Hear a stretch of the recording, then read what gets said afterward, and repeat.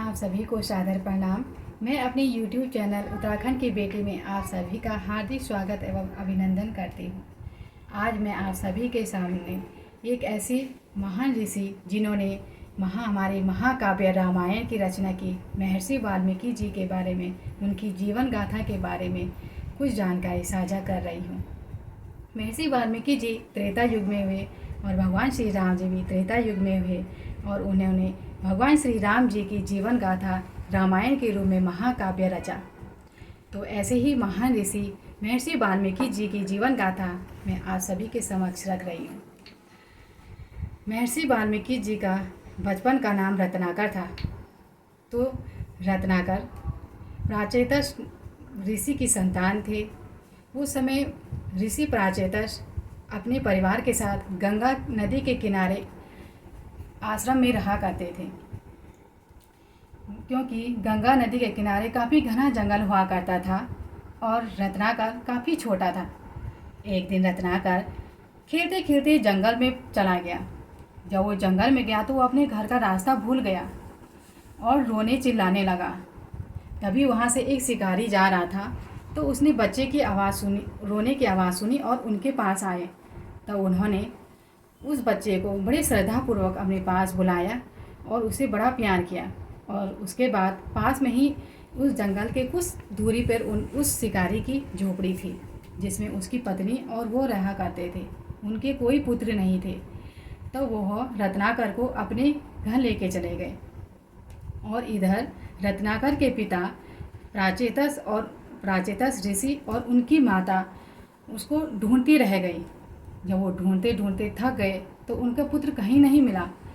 फिर उन्होंने अपने मन को समझाया कि शायद उनका पुत्र किसी जंगली जानवर का शिकार हो गया। इसी में वो बहुत विलाप करते रहे। और उधर रत्नाकर उस शिकारी पिता के पास था और उन्होंने उस शिकारी पिता ने उस रत्नाकर का बड़ा प्यार से, जैसे अपने पुत्र की भांति, उनका लालन पालन किया। तत्पश्चात रत्नाकर धीरे धीरे बड़ा होता गया और उस शिकारी पिता ने उसको शिकार करना सिखाया। रत्नाकर काफ़ी तीव्र बुद्धि वाले थे और उन्होंने शिकार करना शीघ्र सीख लिया।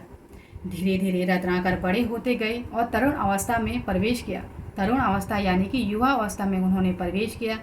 तब उनके पिता ने उनका विवाह एक शिकारी परिवार की कन्या से किया। अब इस प्रकार रत्नाकर का विवाह हुआ। अब रत्नाकर का विवाह हुआ तो उनके बच्चे हुए। इस प्रकार उनका परिवार बड़ा होता गया। रत्नाकर अपने परिवार का भरण पोषण करने के लिए शिकार करता था। अब जैसे धीरे धीरे उसके बच्चे हुए तो उनका परिवार भी बढ़ता गया। अब इसमें रत्नाकर का परिवार का भरण पोषण शिकार करने में ही नहीं हो रहा था। फिर उन्होंने सोचा, अब मैं लोगों को लूटना शुरू करूँगा। अब रत्नाकर जब भी कोई यात्री एक जगह से दूसरी जगह जाते थे तो रत्नाकर उन्हें रास्ते में लूट मार कर उनके सामान को ले लेता था। और अगर कोई यात्री उनका विरोध करते थे, यहाँ तक कि उनकी हत्या तक भी कर डालते थे। अब इसी प्रकार रत्नाकर का समय बीतता गया और एक दिन वो अपनी शिकार की खोज में एक सड़क के किनारे बैठे हुए थे। तभी वहाँ से देवर ऋषि नारद जी वहाँ से गुजर रहे थे। तब रत्नाकर की नज़र उन पे पड़ी। देवर्षि नारद जी अपनी लोकप्रिय वीणा को हाथ में लेकर और उसका राग जपते हुए प्रभु के भक्ति में इतने मगन थे कि वो अपने उसमें धुन में चले जा रहे थे। रत्नाकर ने जब देखा तो उन्होंने देवर्षि नारद जी की ओर दौड़ लगाई और उनके सामने एक बड़ा सा डंडा लेकर खड़े हो गए और उन्होंने कहा कि देखो, आपके पास जो कुछ भी है वो मुझे दे दो, नहीं तो मैं तुम्हारा सर फोड़ दूंगा। अब इतने में देवर्षि नारद जी ने रत्नाकर की ओर देखा और कहा कि मेरे पास तो सिर्फ ये पुरानी वीणा है और इसका राग है। अगर आपको ये वीणा चाहिए और राग चाहिए तो आप निश्चित रूप से ले सकते हो। इसमें मेरे सिर फोड़ने की क्या बात है। इतना कहने पर रत्नाकर ने एकदम से उनके चेहरे पे देखते ही रह गए और उनके चेहरे की ओर आकर्षित हो गए। उन्होंने जब देखा कि ऋषि देवर्षि के चेहरे पे कोई डर का कोई शिकन नहीं थी, न उनके चेहरे पे कोई क्रोध था न डर था। उनके चेहरे पे इतना तेज, इतनी कोमलता थी, जैसे एक छोटे बच्चे की तरह उनका चेहरा इतना सलोना था। ऐसा उन्होंने कभी नहीं देखा था, ऐसा चेहरा। फिर देवर्षि नारद जी वहीं पे एक पेड़ था तो उनके नीचे बैठ गए और फिर अपनी वीणा बजाते हुए प्रभु की भक्ति में शुरू हो गए। रत्नाकर भी वहीं बैठ गए और वहीं पे सुनते रह गए। फिर जब देवर्षि नारद जी ने फिर रत्नाकर की तरफ देखा तो कहा, हे भाई, क्यों आप ऐसे पाप करते हो, क्यों शिकार करते हो और क्यों लोगों को लूट मार करते हो, क्यों पाप कमाते हो। फिर इतने में रत्नाकर जी बोले कि देखो भाई महाशय, मेरा बहुत बड़ा परिवार है जिसमें मेरे वृद्ध माता पिता हैं, मेरे पत्नी है, मेरे बच्चे हैं, उनका लालन पालन के लिए मुझे ये चीज़ करनी पड़ती है। तो इतने में देवर्षि नारद जी बोले, अच्छा, तो जो पाप आप कर रहे हो तो अवश्य उस पाप में कुछ हिस्सा आपके परिवार वाले भी बांटेंगे। तो ये रत्नाकर सोचने लगा। तभी देवर्षि नारद जी बोले, आप अभी अपने घर जाइए और अपने घर वालों से पूछिए कि आपके पाप में वो हिस्सा बांटेंगे। रत्नाकर को लगा कि देवर्षि नारद जी मुझसे बचने के लिए ये सब कह रहे हैं। फिर देवर्षि नारद जी बोले कि रत्नाकर, अगर आपको मेरे पे विश्वास नहीं है तो आप मुझे इसी पेड़ पे एक रस्सी से बांध दीजिए और अपने घर जाइए, फिर आइए, मैं तब तक यहीं रहूँगा, कहीं नहीं जाऊँगा। रत्नाकर ने सोचा कि हाँ ये ठीक है। रत्नाकर ने एक रस्सी लाई और वहाँ पर देवर्षि नारद जी को बांध दिया। उसके बाद वो अपने घर गए। जब वो घर गए तो सबसे पहले वो अपने पिताश्री से मिले और कहा, पिताश्री, मैं इस परिवार के भरण पोषण के लिए न जाने कितने पाप करता हूँ, मुझे लगता है कि मैं बहुत पाप कर रहा हूँ, तो इनमें तो कुछ आप मेरा हिस्सा बांटोगे ना मेरे इस पाप में। उनके पिताजी को बड़ा क्रोध आया। उन्होंने कहा, तू पापी है, तू यहाँ से चला जा, मैं तुम्हारे पाप में भागीदारी नहीं बनूंगा, क्योंकि तुम्हारे पाप का भागीदार तुम स्वयं भुगतोगे। ये कहकर उनके पिताश्री वहाँ से चले गए। फिर रत्नाकर अपनी माताश्री के पास गए और बोला, माता, आप तो अवश्य मेरे पाप में भागीदार बनोगे, क्योंकि मैं आप सभी का पालन पोषण कर रहा हूँ। इतने भी उनकी माता भी चिल्लाने लग गई। उनकी माँ को भी क्रोध आया। उन्होंने कहा कि नहीं, आपके पाप में हम भागीदार नहीं बनेंगे। तत्पश्चात वो अपनी पत्नी के पास गए और बोले, देखो, मैं तुम्हारे लिए, तुम्हारे भरण पोषण के लिए, बच्चों के भरण पोषण के लिए न जाने कितने पाप करता हूँ, तो मेरे इस पाप में तो आप ज़रूर हिस्सा बांटोगे। इतने में उनकी पत्नी ने कहा कि आप ये क्या बात कर रहे हो, मेरा भरण पोषण करना और मेरे बच्चे तो आपके बच्चे भी हैं और हमारा लालन पालन करना तो आपका कर्तव्य है, तो इसमें पाप का हिस्सा बांटने वाली क्या बात है। इसमें तो आप वो पाप कर रहे हैं उसमें हम भागीदार नहीं होंगे। इसी प्रकार वो अपने बच्चों के पास गए तो बच्चों ने भी यही कहा। इतने में रत्नाकर को सब समझ आ गया। अब वो सब समझने के बाद वो दौड़े दौड़े देवर्षि नारद जी के पास पहुँचे और उनके चरणों में गिर गए। उन्होंने रोते रोते अपने परिवार के जो कुछ उनके साथ घटा वो सब कुछ उन्होंने देवर्षि नारद जी के सम्मुख उनको बताया। फिर नारद जी ने उन्हें उठाया और कहा, तुम्हारी इस पाप का प्रायश्चित करने में मैं आपकी ज़रूर मदद करूँगा, पर आपको वही करना है जो मैं बोलूँगा।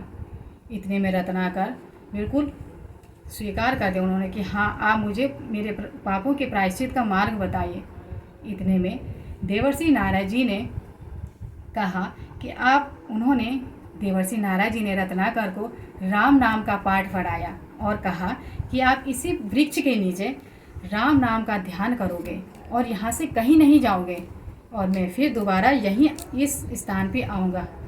और इतना कहने के बाद देवर्षि नारद जी वहाँ से चले गए और रत्नाकर वहीं पर बैठकर उस वृक्ष के नीचे राम नाम का पाठ करने में बिल्कुल ध्यान मग्न होके उन्होंने प्रभु की भक्ति की, राम नाम का जप करते रहे। उनको कहीं ऐसे करते करते कहीं दिन बीत गए, धीरे धीरे कहीं महीने बीत गए, भूखे प्यासे वहीं पे ऐसी प्रभु की भक्ति में लीन रहे। इसी प्रकार कहीं साल बीत गए और रत्नाकर वहीं पर बैठे भगवान श्री राम जी का जाप करते रहे। इतने में दीमकों ने रत्नाकर के पूरे शरीर में एक बॉम्बी बना दिया, यानी कि घर बना दिया बॉम्बी का दीमकों ने, और पूरा उसका सर बॉम्बी से ढक गया रत्नाकर का।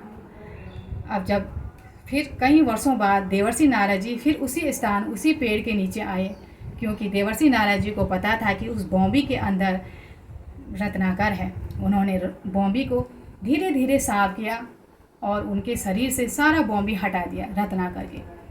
फिर रत्नाकर को ये भी कुछ महसूस नहीं हुआ, उसने कोई एहसास नहीं हुआ कि उनके शरीर से कोई कुछ क्या कर रहा है, क्योंकि वो प्रभु की भक्ति में इतने लीन हो चुके थे।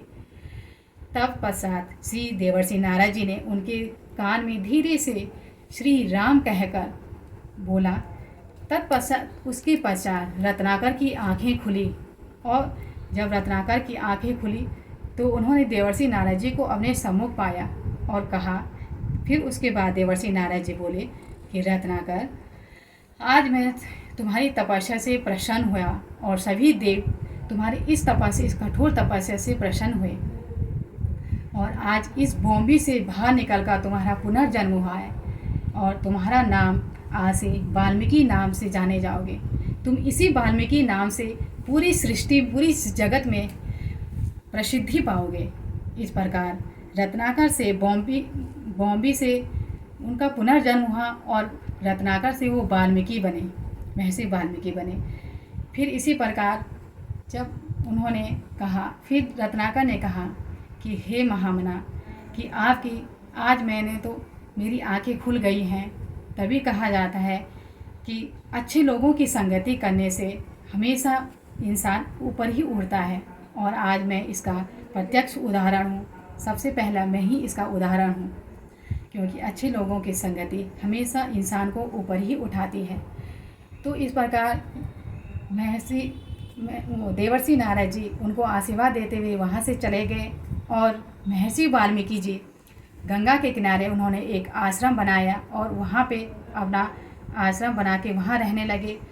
इसी में उनकी प्रसिद्धि धीरे धीरे चारों ओर फैलने लगी, और अन्य ऋषि मुनिगण वहाँ वाल्मीकि जी के आश्रम में आते और उनके शिष्य बन गए, उनके शिष्य बने और उनसे दीक्षा ली, हर चीज़ की वो किया उन्होंने। फिर इसी प्रकार काफ़ी समय बीता गया। एक दिन उनके आश्रम में स्वयं प्रभु श्री राम जी आए अपनी पत्नी सीता के साथ और अपने भाई लक्ष्मण जी के साथ। जब वो आए तो तब महर्षि वाल्मीकि जी बड़े प्रसन्न हुए। उन्होंने भगवान श्री राम जी का बड़े आदरपूर्वक सम्मान किया। उनके शिष्यों ने उनके हाथ मुंह धुलवाए, उनको ताज़े फल दिए और ताज़े दूध, स्वादिष्ट फल खिलाने को दिए, और उनको सुंदर सा आसन बिछाने को बैठने को दिया। फिर कुछ समय विश्राम करने के बाद भगवान श्री राम जी ने महर्षि वाल्मीकि जी से कहा कि वह वन में किस उद्देश्य से आए हैं। महर्षि वाल्मीकि जी ने पूछा, हे प्रभु, हे राम, आप इस जंगल में, और आप तो स्वयं सर्वशक्तिमान हैं, पर फिर भी आप इस जंगल में किस उद्देश्य से आए हैं। इतने में भगवान श्री राम जी ने कहा कि मैं अपने पिताश्री की प्रतिज्ञा पूर्ण करने के लिए अपनी पत्नी और अपने भाई संग यहाँ वन में आया हूँ। उनके वचनों को पूर्ण करने के लिए मैं यहाँ आया हूँ। इतना कहने के बाद भगवान श्री राम जी ने कहा कि हे महान ऋषि वाल्मीकि जी, हमें कोई उचित स्थान कुछ समय के लिए दीजिए। हम आपके आश्रम में आए हैं, तो हमें कोई उचित स्थान बताइए। उस समय चित्रकूट नामक एक स्थान था जो बड़ा ही रमणीक था, बड़ा ही आनंदमय था। वहाँ फल फूल से लदा हुआ वह स्थान था। तो उन्होंने भगवान श्री राम जी को उस चित्रकूट नामक स्थान पर कुछ समय के लिए वहीं पे उन्होंने वो स्थान बता दिया, और भगवान श्री रामचंद्र जी उस स्थान पे रहे। तो इसी प्रकार भगवान श्री राम जी वहाँ अपने वन में अपने पिता की आज्ञा का पालन करते रहे, और यहाँ इधर कुछ समय पश्चात फिर से उनसे मिलने के लिए देवर्षि नारद जी आए और उनसे कहा फिर ये देखकर महर्षि वाल्मीकि जी बड़े प्रसन्न हुए। उन्होंने कहा, देवर्षि महामना, आपके चरण पुनः मेरे इस यहाँ पे आए हैं तो मैं धन्य हुआ हूँ, मेरे शिष्य धन्य हो गए हैं। तो आप हे महामना, आप मुझे कृपया करके ये बताएं, आप तो तीनों लोगों में भ्रमण करते हैं, स्वर्ग लोक, पृथ्वी लोक और पाताल लोक। आप ये कृपया करके मुझे ये बताएं कि इस पृथ्वी में सर्वशक्तिमान कौन है? सर्वशक्तिमान कौन है? कौन ऐसा पुरुष है जो हमेशा सत्य बोलता है, शांत रहता है और हमेशा दूसरे का कल्याण चाहता है, यहाँ तक कि उसके कर्मों और उसके वचनों की देवता तक भी उनकी प्रशंसा करते हैं। इतने में जब महर्षि वाल्मीकि जी ने नारद जी के सामने ये प्रश्न रखे तो महर्षि नारद जी ने कहा कि ऐसा सिर्फ राम जी हैं। उन्होंने सिर्फ राम जी का नाम लिया। फिर उन्होंने राम जी के बारे में महर्षि वाल्मीकि जी को बताया कि किस प्रकार श्री राम भगवान जी ने दशरथ के ज्येष्ठ पुत्र के रूप में जन्म लिया, किस प्रकार उनका सीता के साथ विवाह हुआ, किस प्रकार उन्होंने अपने पिता की प्रतिज्ञा को पूरा करने के लिए 14 वर्षों के लिए वनवास गए और किस प्रकार फिर वहाँ माँ सीता का हरण हुआ। फिर उन्होंने राक्षस रावण जैसे दानव का वध किया और पुनः फिर अपनी पत्नी सीता और भाई लक्ष्मण के साथ अयोध्या लौटे। फिर उनका राज तिलक हुआ। ये सारी राम के जीवन की सारी घटनाएं उन्होंने महर्षि वाल्मीकि जी के पास बताई, उनके समक्ष रखी। तो इतने में ये सुनकर महर्षि वाल्मीकि जी अत्यंत प्रसन्न हुए। उन्होंने कहा, हे महामना, आपका बहुत बहुत धन्यवाद। और ऋषि देवर्षि नारद जी उनको आशीर्वाद दे गए। तत्पश्चात वहाँ से चले गए। उनके कुछ समय पश्चात जाने के बाद महर्षि वाल्मीकि जी गंगा स्नान करने के लिए चले गए। जब वो गंगा स्नान करने के लिए जा रहे थे तो उनके एक शिष्य भारद्वाज नामक शिष्य उनके साथ उनके वस्त्र लेके चले गए। जब वो रास्ते में जा रहे थे तो उनको तमसा नदी मिली। तमसा नदी उस नदी का जल इतना स्वच्छ जल था जैसे एक सज्जन मानव का निर्मल मन होता है। उन्होंने अपने शिष्य भारद्वाज से कहा कि हे भारद्वाज, इस नदी को देखो, ये कितनी स्वच्छ है। आज मैं इस नदी में स्नान करूँगा। जब वो स्नान करने के लिए कोई उचित स्थान ढूंढ रहे थे तभी एक क्रोंच नामक पक्षी का जोड़ा वहीं पे काफ़ी प्रेम युगल आपस में काफ़ी प्रेम से उड़ रहा था, मगर अपने उसमें मगन हो रखा था। ये देखकर ऋषि महर्षि वाल्मीकि बड़े प्रसन्न हुए और उसी समय अचानक से एक शिकारी वहाँ पे आता है और उन्होंने उस क्रोंच के पक्षी में से एक पक्षी को तीर मार डालता है और वह पक्षी नीचे गिरकर घायल हो जाता है। और उस पक्षी के साथ जो उसकी पत्नी यानी कि मादा जो पक्षी थी वो विलाप करते रोती रहती है। फिर यह दृश्य देखकर महर्षि वाल्मीकि जी अत्यंत दुखी हुए। उनके मुँह से जो शब्द निकले, मान निषाद प्रतिष्ठानम त्वं गमः शाश्वती शमः यत् क्रोंच मिथुनादिकम अवधि काम मोहितम, अर्थात हे निषाद, जिस पक्षी को आपने, हे निषाद, तुम अनंत काल तक कभी शांति नहीं मिलेगी, क्योंकि तुमने ऐसे प्रेम क्रीड़ा में जो लीन असावधान क्रोंच पक्षी के एक जोड़े में से एक पक्षी को मारा है, उसका वध किया है। इसलिए मैं तुम्हें श्राप देता हूँ कि तुम्हारी मृत्यु शीघ्र हो जाए।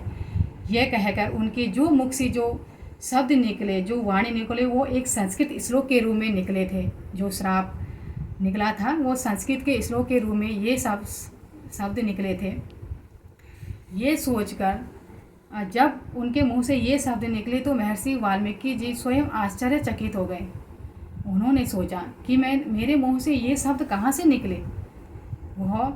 अब उन्होंने उस निषाद को, उस शिकारी को तो वो श्राप दे दिया था, पर वो उनके मन में हमेशा वही शब्द, वही श्लोक गूंजता रहा कि मेरे मुंह से ये श्लोक कैसे निकला। वो स्नान करते रहे, उनका ध्यान उसी में था। जब वो आश्रम पहुँचे फिर उनका ध्यान भी उसी में था कि ऐसे कैसे हो गया। वो यही सोचते रहे, तभी वहाँ पे ब्रह्मदेव जी उपस्थित हो गए। ब्रह्मदेव जी ने कहा, हे महर्षि वाल्मीकि जी, वो जो आपके मुँह से जो वाणी श्राप के रूप में संस्कृत के श्लोक में निकली थी वो मैंने ही दी थी आपको। और आपको उसके बाद ब्रह्मदेव जी ने महर्षि वाल्मीकि जी से कहा कि देवर्षि नारद जी ने आपको भगवान श्री राम जी की जीवन गाथा सुनाई है, तो आप उन्हीं संस्कृत के श्लोक से रामायण जैसी महाकाव्य की रचना करोगे। और आप जो जो बोलोगे वही सत्य होता जाएगा। आप आगे जो लिखोगे वही सत्य होगा और जो बोलोगे वही सत्य होगा। इतना कहकर ब्रह्मदेव वहाँ अंतर ध्यान हो गए और उसके बाद महर्षि वाल्मीकि जी ने भगवान श्री राम जी की जीवन गाथा की पूरी रामायण लिखी। जब वो रामायण लिखे, उन्होंने रामायण लिखी और सबसे पहले भगवान श्री राम जी के पुत्रों लव और कुश को ही उन्होंने रामायण सुनाई। तो उन्होंने ये रामायण संस्कृत में लिखी थी। तो ये कहानी थी महर्षि वाल्मीकि जी की। एक साधारण से एक डाकू से, एक रत्नाकर से उनकी वाल्मीकि एक ब्रह्म ऋषि तक के बनने की उनकी ये जीवन गाथा बड़ी रोचक है। उनकी ये जो जीवन गाथा है बड़ी अर्थपूर्ण है। इसमें हमें यह सीख मिलती है कि देखो, सज्जन लोगों की संगति करने से हमेशा व्यक्ति ऊंचा ही उड़ता है। उन्होंने देवर्षि नारद जी की संगति की और एक ब्रह्म ऋषि के रूप में उभरे और आज भी उनकी प्रसिद्धि हर जगह होती है। तो इस प्रकार ये थी महर्षि वाल्मीकि जी की कहानी। ये बहुत लंबी है, आगे भगवान श्री राम जी का वृत्तांत है, जीवन वृत्तांत है। कभी आपको अगली वीडियो में ज़रूर बताऊंगी। तब तक के लिए अब कैसी लगी, आशा करती हूँ कि भगवान महर्षि वाल्मीकि जैसे महान ऋषि, ब्रह्म ऋषि, जिन्होंने हमारे महाकाव्य ग्रंथ की रामायण की रचना की और हमें भगवान श्री राम जी के सत्य कर्मों, सत्य और मर्यादा पुरुषोत्तम भगवान श्री राम जैसे गुणों को सीखने के लिए उन्होंने हमें ये चीज़ दी है। तो ऐसे महान ऋषि, ऐसे महान वाल्मीकि जी को हम सत प्रणाम करते हैं। आशा करती हूँ कि आप सभी को ये ज़रूर पसंद आई और मिलती हूँ आपको अगली वीडियो में। तब तक के लिए धन्यवाद। हर हर महादेव।